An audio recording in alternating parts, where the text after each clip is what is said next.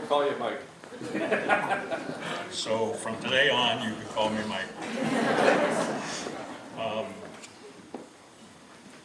But we thought it would be a good tribute for the grandkids and the great-grandkids to receive a copy of a one-year Bible. So we bought you all, don't cry. So we bought you all a one-year Bible in memory of Grandma that you can use, and you guys can all read. If you follow the date, you could all be reading the same thing at the same time and discuss with each other. Except for Christy. We think she works for the CIA.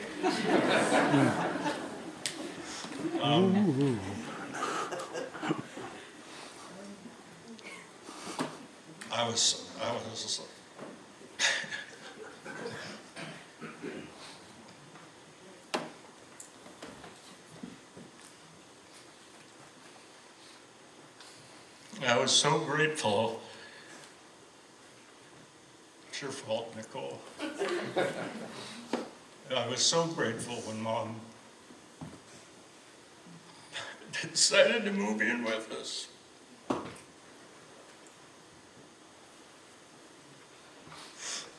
We had this big house, and she wouldn't move in with us until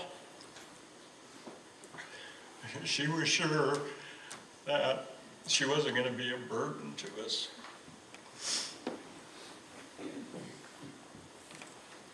And I think she finally got the message that she could never be a burden. So we set her up with a bedroom. We set her up with a living room, and she could cook.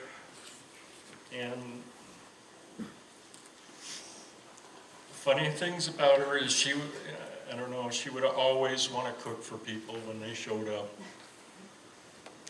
My brother, whenever he'd come down, I don't know about Vic since she lives so close, but whenever somebody came, she wanted to cook for them. Until she started getting weaker, of course. And they have a special food that we just all love called Fleischkietle. And it's a meat pie, and you know you have a good one when you can bite the end off of it and pour the grease on the plate. That's my test. So she took the time to teach some of them, Jason's our new master cook, how to make Fleischkietle so we would have it after she was gone. But she made them perfect.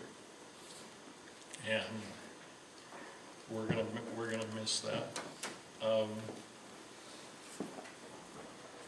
We got the privilege of walking with Mom through the last years of her life, and she was a trooper. She probably did things that she wouldn't have done except for trying to make us kids happy. I think of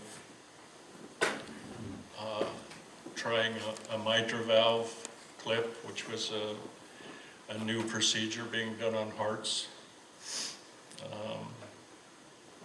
So it wasn't open heart, but done vascular, and she tried that a few years back.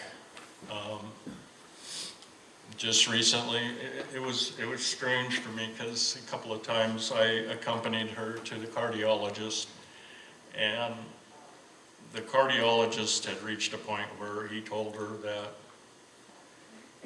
you know, there's really nothing more that we can do, and that you're at an age now where I think you're just going to have to prepare to die, which wasn't a problem for her. And she had these cardiologist appointments every 6 months. The next time we came in, he's like, well, I think there's some things that we can do to help you. And it was kind of confusing to me. I think he had Alzheimer's. I don't think he remembered what he told me last time.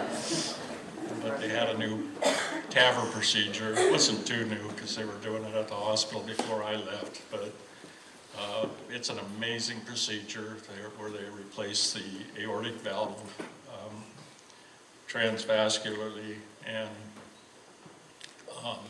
she did that. And she was trying to, I think, make us happy, but make me happy, I don't know. But she, after each of these procedures, she was so much better for a month, you know, and then it was kind of back to the way it was. And when you ask the doctors, you know, they say, well, she's got other valves leaking. I said, well, that might have been good to know. You know, if you would have told us that before, maybe we wouldn't have had this procedure done. So, advocate for your loved ones. Make sure you've got all the information and details. But I was the one who took her grocery shopping.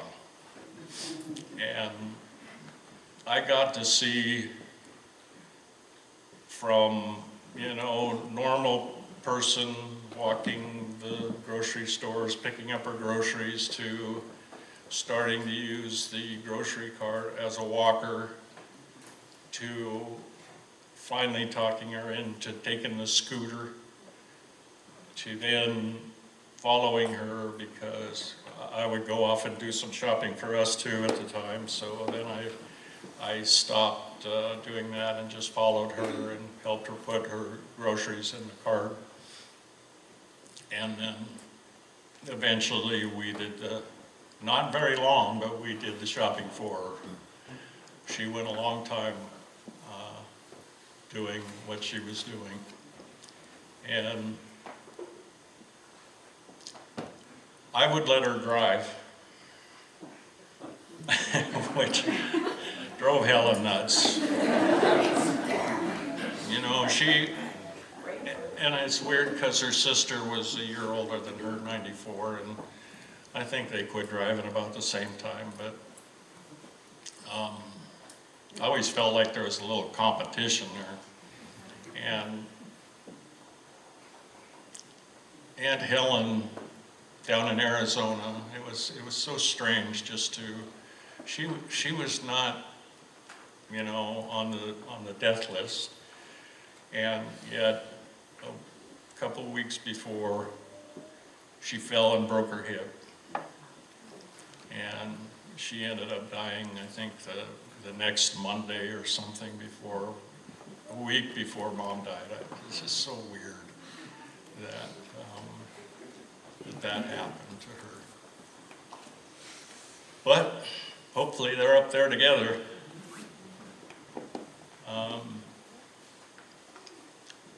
But I got to watch the most perfect transfer from earth to heaven that I have ever seen. Mom was alert. She wasn't in any pain. She lost consciousness and was bedridden for maybe the last 2 days or something like that. Just